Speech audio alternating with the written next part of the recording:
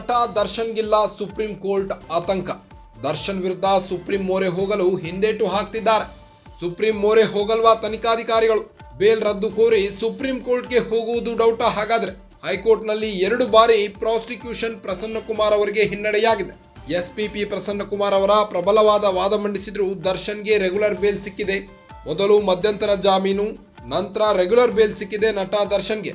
Bale ರದ್ದು ಕೋರಿ supreme ಕೋರ್ಟ್ಗೆ ಹೋದ್ರೆ ಹಿನ್ನಡೆಯಾಗುವ ಭೀತಿ ಎದುರಾಗ್ತಾ ಇದೆ. ಸುಪ್ರೀಂ ಕೋರ್ಟ್ನಲ್ಲೂ ದರ್ಶನ್ಗೆ ರಿಲೀಫ್ ಸಿಕ್ಕರೆ ಫುಲ್ ಸೇಫ್ ಆಗಲಿದ್ದಾರೆ. ಹೈಕೋರ್ಟ್ ಆದೇಶದ ಪ್ರತಿಯನ್ನ ಅಧ್ಯಯನ ಮಾಡಿ ಮುಂದಿನ ನಿರ್ಧಾರವನ್ನ ಕೈಗೊಳ್ಳಲಾಗುವುದು. ಯಾವ್ಯಾವ ಆಧಾರದ ಮೇಲೆ ದರ್ಶನ್ಗೆ ಜಾಮೀನು ಕೊಡಲಾಗಿದೆ ಎಲ್ಲದರ ಬಗ್ಗೆಯೂ ಕೂಲಂಕುಷವಾಗಿ ಅಧ್ಯಯನ ನಡೆಸಿ ತೀರ್ಮಾನವನ್ನ ಕೈಗೊಳ್ಳಲಾಗುವುದು.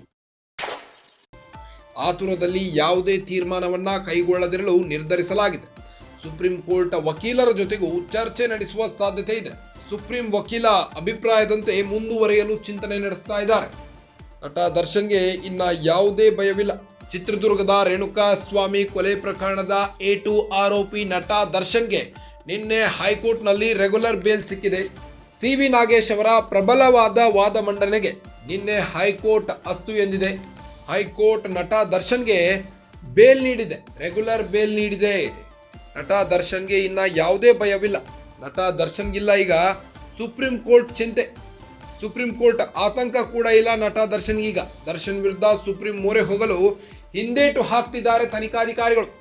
ರಾಜ್ಯ ಸರ್ಕಾರ ಹಾಗೂ ಪೊಲೀಸ್ ತನಿಖಾಧಿಕಾರಿಗಳು ಸುಪ್ರೀಂ ಕೋರ್ಟ್ಗೆ ನಟ ದರ್ಶನ್ ಬೇಲ್ ಅರ್ಜಿ ವಿಚಾರಣೆಗೆ ನೀಡಿತ್ತು. ಸುಪ್ರೀಂ ಕೋರ್ಟ್ ಮೊರೆ ಹೋಗಿತ್ತು. ಬೇಲ್ ರದ್ದು ಕೋರಿ ಸುಪ್ರೀಂ ಕೋರ್ಟ್ಗೆ ಹೋಗುವುದು ಡೌಟಾ? ಹಾಗಾದ್ರೆ ತನಿಖಾಧಿಕಾರಿಗಳು ಹೈಕೋರ್ಟ್ನಲ್ಲಿ 2 ಬಾರಿ ಪ್ರಾಸಿಕ್ಯೂಷನ್ಗೆ ಹಿನ್ನಡೆಯಾಗಿದೆ. ಒಂದು SPP ಪ್ರಸನ್ನಕುಮಾರ್ ಅವರು ದರ್ಶನ್ ವಿರುದ್ಧ ಪ್ರಬಲವಾದ ವಾದ ಮಂಡಿಸಿದ್ರು ದರ್ಶನ್ಗೆ ಬೇಲ್ ಸಿಕ್ಕಿದೆ.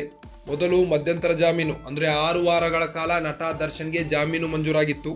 ಅದರ ನಂತರ ಈಗ ರೆಗ್ಯುಲರ್ ಬೇಲ್ ಸಿಕ್ಕಿದೆ ನಟ ದರ್ಶನ್ಗೆ. ಬೇಲ್ ರದ್ದು ಕೋರಿ ಸುಪ್ರೀಂ ಕೋರ್ಟ್ಗೆ ಹೋದ್ರೆ ಹಿನ್ನಡೆಯಾಗುವ ಭೀತಿ ಎದುರಾಗ್ತಾ ಇದೆ ತನಿಖಾಧಿಕಾರಿಗಳಿಗೆ. ಸುಪ್ರೀಂ ಕೋರ್ಟ್ನಲ್ಲೂ ದರ್ಶನ್ಗೆ ರಿಲೀಫ್ ಸಿಕ್ಕರೆ ಫುಲ್ ಸೇಫ್ ಆಗಲಿದ್ದಾರೆ. ಹೈಕೋರ್ಟ್ ಆದೇಶದ ಪ್ರತಿಯನ್ನ ಅಧ್ಯಯನ ಮಾಡಿ ಮುಂದಿನ ನಿರ್ಧಾರವನ್ನ ಕೈಗೊಳ್ಳಲಾಗುವುದು.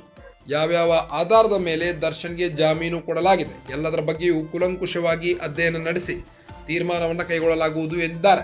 ಆತುರದಲ್ಲಿ ಯಾವುದೇ ತೀರ್ಮಾನವನ್ನ ಕೈಗೊಳ್ಳದಿರಲು ನಿರ್ಧರಿಸಲಾಗಿದೆ. ಸುಪ್ರೀಂ ಕೋರ್ಟ್ ವಕೀಲರ ಜೊತೆಗೂ ಚರ್ಚೆ ನಡೆಸುವ ಸಾಧ್ಯತೆ ಇದೆ. ಸುಪ್ರೀಂ ವಕೀಲ ಅಭಿಪ್ರಾಯದಂತೆ ಮುಂದುವರಿಯಲು ಚಿಂತನೆ ನಡೆಸ್ತಾ ಇದ್ದಾರೆ. ನಟ ದರ್ಶನ್ಗೆ ರೆಗ್ಯುಲರ್ ಬೇಲ್ ಸಿಕ್ಕಿದೆ ನಿನ್ನೆ. ದರ್ಶನ್, ಪವಿತ್ರ ಗೌಡ ಸೇರಿ 7 ಆರೋಪಿಗಳಿಗೆ ಜಾಮೀನು ಮಂಜೂರಾಗಿದೆ. ರೇಣುಕಾ ಸ್ವಾಮಿ ಕೊಲೆ ಪ್ರಕರಣ ಎಲ್ಲ ಆರೋಪಿಗಳಿಗೂ ಜಾಮೀನು ಮಂಜೂರಾಗಿದ್ದು, ಈ 7 ಆರೋಪಿಗಳಲ್ಲಿ ಕೆಲವೊಂದಿಷ್ಟು ಆರೋಪಿಗಳಿಗೆ ಷರತ್ತುಬದ್ಧ ಜಾಮೀನು ಮಂಜೂರಾಗಿದೆ.